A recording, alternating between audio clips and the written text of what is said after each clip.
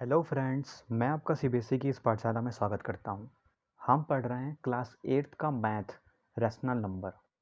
इसमें हम एक्सरसाइज 1.1 कर रहे हैं। पिछले वीडियो में हमने पढ़ा था क्वेश्चन नंबर 4, 5 और 6। आज हम पढ़ने वाले हैं क्वेश्चन नंबर 7, 8, 9, 10 और 11।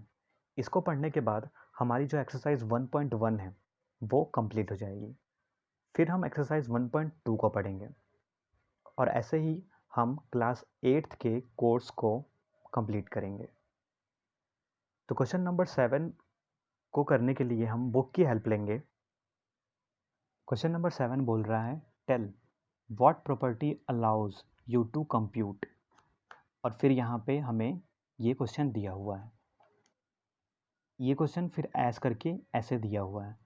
तो यहाँ पे हमें इस क्वेश्चन को सॉल्व करने के लिए नहीं बोल रहा है, हमें ये बोल रहा है कि यहाँ पे कौन सी प्रॉपर्टीज़ यूज़ हुई है। बस हमें उस प्रॉपर्टीज़ का नाम लिखना है। तो बताइए यहाँ पे कौन सी प्रॉपर्टीज़ यूज़ हुई है। आपने मल्टीप्लिकेशन की प्रॉपर्टी पढ़ी हुई है, तो बताइए यहाँ पे कौन सी प्रॉपर्टी यूज़ हो रही है। तो अगर हम यहाँ पे देखें तो दो रैशनल नंबर को एक साथ लिया गया है, दो नंबर को एक साथ लिया गया है, तो दो नंबर को एक साथ और एक रैशनल नंबर बाहर। ऐसा हम कब करते हैं, कौन सी प्रॉपर्टी में करते हैं? ऐसा हम एसोसिएटिव प्रॉपर्टी में करते हैं। उसमें हम क्या करते हैं, ए इंटू बी इंटू सी, इस तरीके से हम लिखते हैं एसोसिएटिव प्रॉपर्टी में। पहले हम बी और सी को ले लें और फिर बाद में हम ए और बी को ले लें और फिर हम सी से मल्टीप्लाई करेंगे। दोनों का ही आंसर सेम आता है, लेफ्ट हैंड साइड जो होता है राइट हैंड साइड के बराबर होता है। तो यहाँ पे कौन सी प्रॉपर्टी लग रही है, यहाँ पे आप देखिए ये ए है, ये बी है, ये सी है। तो पहले बी और सी को साथ में लिया गया है और फिर ए इंटू बी, ए और बी को साथ में लिया गया है।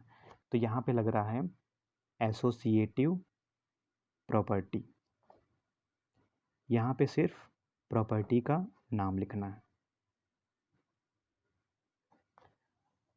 अब हम बात करते हैं क्वेश्चन नंबर 8 की। क्वेश्चन नंबर 8 बोल रहा है is 8/9 the multiplicative inverse of -1 is 1/8, why और वाई नॉट। क्वेश्चन नंबर 8 ये बोल रहा है कि क्या 8/9 मल्टीप्लिकेटिव इनवर्स है, ये जो मिक्स फ्रैक्शन दिया गया है इसका। अगर है तो क्यों है, और नहीं है तो क्यों नहीं है। वाई और वाई नॉट का मतलब यही हुआ, तो हमें रीज़न भी बताना है। तो अगर 8/9 इसका -1 इज़ 1/8 का मल्टीप्लिकेटिव इन्वर्स होगा तो इनका प्रोडक्ट करने पर 1 आएगा। अगर 8/9 इसका मल्टीप्लिकेटिव इन्वर्स नहीं होगा तो प्रोडक्ट 1 नहीं आएगा। बस हमें यही फाइंड करना है।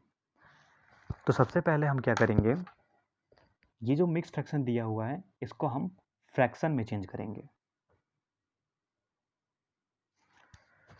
तो इसको फ्रैक्शन में चेंज करने के लिए, जैसे अगर मैं आपसे कहूँ, आपने 7th क्लास में फ्रैक्शन चैप्टर 2 था वो पढ़ा होगा, तो वहाँ पे आपने ये देखा होगा कि अगर हम इस तरीके से लिखते हैं 2 इज़ 1/4, ये मिक्स फ्रैक्शन होता है। अगर हमें इसको सॉल्व करना है तो हम कैसे सॉल्व करेंगे, इसको हम इस तरीके से लिख सकते हैं 2 + 1/4, इसको हम इस तरीके से लिख सकते हैं।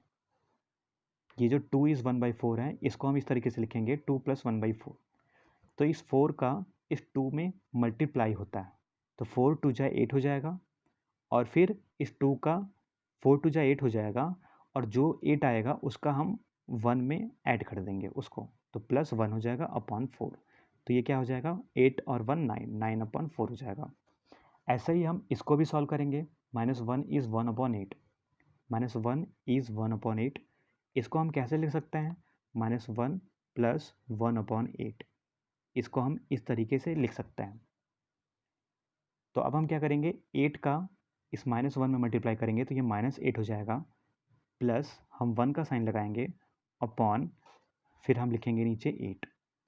तो -8 + 1, तो 8 में से 1 को हम सब्ट्रैक्ट करेंगे तो कितना आ जाएगा, -7, क्योंकि ग्रेटर नंबर 8 है उसका साइन माइनस है, तो यहाँ पे माइनस का साइन लगाएंगे अपॉन 8। तो कितना आ गया, -7/8। तो -1 इज़ 1/8 को हम लिख सकते हैं -7/8। ये इसका क्या है, फ्रैक्शन है। तो बस अब हमें क्या करना है कि 8/9 को मल्टीप्लाई करना है -7/8 से, और हमें ये फाइंड करना है कि क्या 8/9 इसका मल्टीप्लिकेटिव इन्वर्स है कि नहीं। तो यहाँ पे देखें 8 से 8 कैंसिल हो जाएगा, 8 1 जा 8, 8 1 जा 8, और यहाँ पे 1 से मल्टीप्लाई करेंगे -7 को तो -7 आ गया ऊपर, और 9 1 जा 9 हो जाएगा नीचे। तो यहाँ पे आप देखिए कि 1 तो नहीं आया, इसका मतलब कि 8/9 मल्टीप्लिकेटिव इन्वर्स नहीं है, -1 इज़ 1/8 का। तो यहाँ पे हम रीज़न लिखेंगे no, 8/9 is not the multiplicative inverse. इसको हम शॉर्ट में ही लिखते हैं, 8/9 is not the multiplicative inverse of -1 is 1/8। फिर हम रीज़न लिखेंगे because the product is not 1। ये हमारा क्वेश्चन नंबर 8 हो गया। अब हम बात करते हैं क्वेश्चन नंबर 9 की। क्वेश्चन नंबर 9 बोल रहा है is 0.3 the multiplicative inverse of 3 is 1/3 why और वाई नॉट। क्या 0.3 जो है वो मल्टीप्लिकेटिव इन्वर्स है 3/3 का? है तो क्यों है, और नहीं है तो क्यों नहीं है, बस हमें यही सिंपली बताना है। तो हम इसको सॉल्व करेंगे। यहाँ पे भी आप देखिए मिक्स्ड फ्रैक्शन दिया हुआ है, तो जब हम इसको सॉल्व करेंगे तो 3 इज़ 1/3 को हम लिख सकते हैं 3 + 1/3, और फिर हम इसको आगे सॉल्व करेंगे तो 3 3 जा 9 हो जाएगा, और +1 10 हो जाएगा, तो ये 10/3 आ जाएगा। और इस 0.3 को हम क्या लिख सकते हैं, इस 0.3 को हम लिख सकते हैं 3/10। इसको हम इस तरीके से लिख सकते हैं, आपने पढ़ा होगा फ्रैक्शन में जब पढ़ते हैं डेसिमल क्लास 7th में, कि अगर 0.3 है तो 3 अपॉन पॉइंट के पास जितने भी नंबर हैं उतने नीचे 0 लगा देते हैं 1 के साथ। अब हमें क्या करना है कि इन दोनों का मल्टीप्लाई करना है, 3/10 मीन्स 0.3 इंटू 10/3, इन दोनों का हम मल्टीप्लाई करेंगे।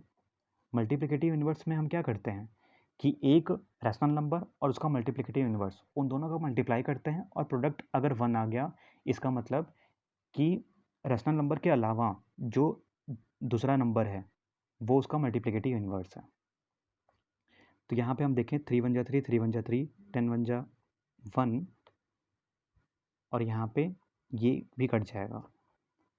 तो यहाँ पे आप देखें तो ऊपर भी 1 आ रहा है, नीचे भी 1 आ रहा है, मीन्स 1 ही आया। इसका मतलब ये हुआ कि 0.3 जो है मल्टीप्लिकेटिव इन्वर्स है 3 इज़ 1/3 का। तो यहाँ पे हम लिखेंगे yes, 0.3 is the multiplicative inverse, हम शॉर्ट में ही लिखते हैं, ऑफ 3 इज़ 1/3 बिकॉज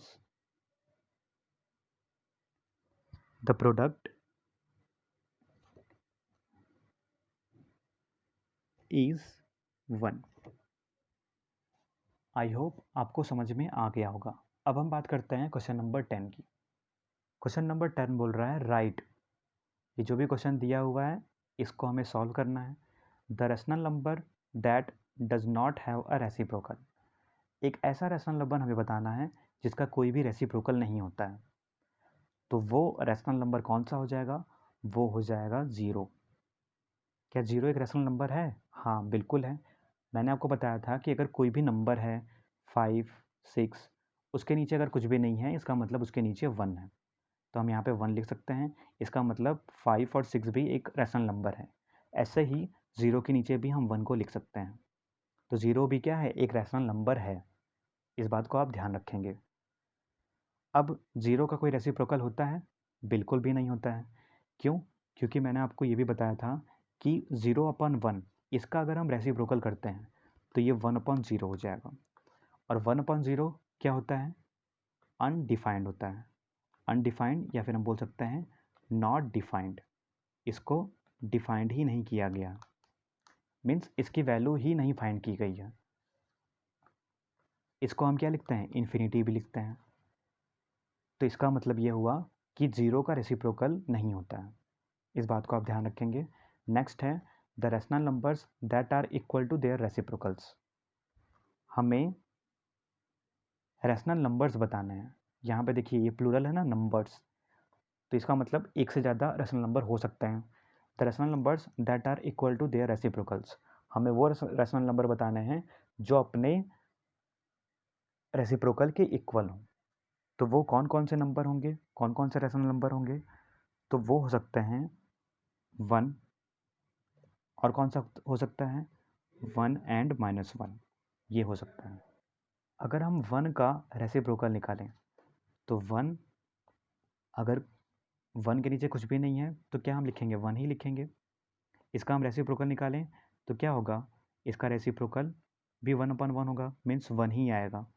और अगर हम बात करें -1 की, तो -1 का अगर हम रेसिप्रोकल निकालते हैं तो हम कैसे लिखेंगे, -1 के नीचे हम 1 लिखेंगे, और इसका जो रेसिप्रोकल होगा वो 1/-1 होगा। तो 1/-1 हो गया, तो इस माइनस को हम ऊपर भी लिख सकते हैं, मीन्स इसका जो रेसिप्रोकल आएगा वो -1 आएगा। इस बात को आप ध्यान रखेंगे कि 1 और -1 का रेसिप्रोकल जो होता है वो 1 और -1 ही होता है। ये अपने ही रेसिप्रोकल होते हैं, इस बात को आप ध्यान रखेंगे। नेक्स्ट है the rational number that is equal to its negative. हमें वो रैशनल नंबर बताना है जो अपने ही निगेटिव के बराबर होते हैं, अपने ही निगेटिव या इक्वल होते हैं, हमें वो रैशनल नंबर बताने हैं। तो बताइए वो कौन कौन से रैशनल नंबर होंगे, वो कौन से रैशनल नंबर होंगे? वो होगा 0, क्योंकि आपको पता है कि 0 मीन्स कुछ नहीं होता है। 0 मीन्स कुछ नहीं होता है। अगर हम 0 के आगे माइनस लगाते हैं तो भी उसकी वैल्यू वही रहेगी, और अगर हम 0 के आगे प्लस लगाते हैं तो भी उसकी वैल्यू वही रहेगी, ये आपको पता है। तो 0 जो होता है वो अपने निगेटिव के ही बराबर होता है, अपने निगेटिव के ही इक्वल होता है, और 0 भी क्या है, एक रैशनल नंबर है। अब हम बात करते हैं क्वेश्चन नंबर 11 की। क्वेश्चन नंबर 11 में कुछ फिल इन द ब्लैंक्स दिए गए हैं, तो उसको हम सॉल्व करने की कोशिश करते हैं। पहला है 0 हैज़ रेसिप्रोकल। क्या 0 का रेसिप्रोकल होता है? अभी हमने पढ़ा था कि 0 का तो रेसिप्रोकल होता ही नहीं है। अगर हम 0 का रेसिप्रोकल करें मीन्स वो नॉट डिफाइंड है, उसको डिफाइंड ही नहीं किया गया है। तो यहाँ पे हम लिखेंगे 0 हैज़ नो रेसिप्रोकल। हम क्या लिखेंगे, 0 हैज़ नो रेसिप्रोकल। अब हम बात करते हैं क्वेश्चन नंबर 2 की। The numbers dash and dash are their own reciprocals. तो वो नंबर्स जो अपने आप के ही रेसिप्रोकल्स होते हैं वो कौन कौन से नंबर हैं? अभी मैंने थोड़ी देर थोड़ी देर पहले आपको बताया था कि 1 और -1 ये अपने आप के ही रेसिप्रोकल होते हैं। तो हम क्या लिखेंगे, हम लिखेंगे यहाँ पे 1 एंड -1, ये अपने आप के ही रेसिप्रोकल होते हैं। नेक्स्ट है द रेसिप्रोकल ऑफ -5 इज। -5 का हमें रेसिप्रोकल बताना है। तो -5 का रेसिप्रोकल क्या हो जाएगा? अगर हम -5 का रेसिप्रोकल निकालें तो -5 का रेसिप्रोकल होगा, इसके नीचे हम क्या लिखेंगे, 1 लिखेंगे, तो इसका रेसिप्रोकल हम 1/5 लिखेंगे, 1/-5। अब इस माइनस को हम चाहें तो ऊपर भी लिख सकते हैं, तो इसको हम इस तरीके से लिख सकते हैं -1/5। तो -5 का रेसिप्रोकल क्या हो जाएगा, -1/5, -1/5 हो जाएगा। ठीक है, -5 का रेसिप्रोकल क्या हो जाएगा, -1/5। नेक्स्ट है reciprocal of 1/x where x is not equal to 0 is. तो 1/x का रेसिप्रोकल हमें निकालना है और x is not equal to 0। अगर यहाँ पे हम x की जगह 0 रख देंगे तो वो तो नॉट डिफाइंड हो जाएगा, क्योंकि अगर हम यहाँ पे लिखा हुआ है 1/x, यहाँ पे अगर हम 0 रखते हैं तो ये 1/0 हो जाएगा, और 1/0 क्या है, नॉट डिफाइंड है। अभी हमने थोड़ी देर पहले समझा, इसीलिए यहाँ पे लिखा हुआ है x is not equal to 0। और हम रैशनल नंबर में भी यही पढ़ते हैं कि p बाई क्यू के फॉर्म में हो और q is not equal to 0, क्योंकि अगर q 0 हो जाएगा तो वो क्या हो जाएगा, वो नॉट डिफाइंड हो जाएगा। तो रेसिप्रोकल ऑफ 1/x, 1/x का रेसिप्रोकल हमें निकालना है, तो 1/x का रेसिप्रोकल क्या हो जाएगा, x हो जाएगा। हमें क्या करना है, x को ऊपर लेके जाना है और 1 को नीचे लेके आना है। तो यहाँ पे हम क्या लिखेंगे, सिर्फ x ही लिखेंगे फिर भी चलेगा। तो यहाँ पे क्या हो जाएगा, 1/x का रेसिप्रोकल x हो जाएगा। नेक्स्ट है the product of to rational numbers is always a. जो प्रोडक्ट होता है दो रैशनल नंबर का, वो क्या होता है, ये हमने पढ़ा था जब हम पढ़ रहे थे मल्टीप्लिकेशन की प्रॉपर्टीज़।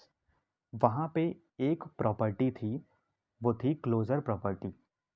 वहाँ पे हमने पढ़ा था a into B.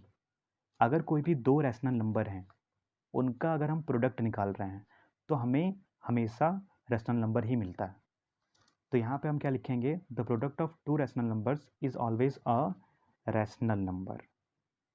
Rational number,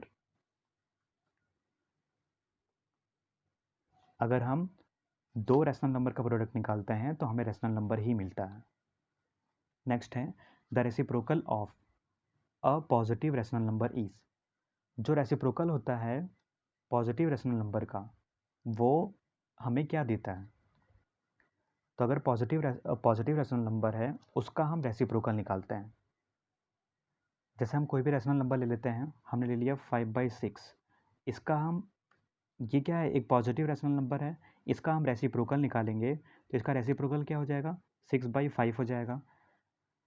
तो ये पॉजिटिव रैशनल नंबर है तो इसका रेसिप्रोकल भी क्या आया, पॉजिटिव ही तो आया। अगर यहाँ पे हम निगेटिव साइन लगा दें तो इसका रेसिप्रोकल क्या हो जाएगा, निगेटिव हो जाएगा। यह आपको पता ही होगा, आपकी अंडरस्टैंडिंग इतनी तो हो ही गई होगी। तो यहाँ पे हम क्या लिखेंगे कि the reciprocal of a positive rational number is, क्या होगा, पॉजिटिव ही हमें मिलने वाला है। अगर पॉजिटिव रैशनल नंबर का हम रेसिप्रोकल निकालते हैं तो हमें पॉजिटिव रैशनल नंबर ही मिलेगा। आई होप आपको ये वीडियो पसंद आई होगी। वीडियो को लाइक, सब्सक्राइब और शेयर करिएगा, और कोई भी डाउट हो तो कमेंट बॉक्स में कमेंट करें। धन्यवाद।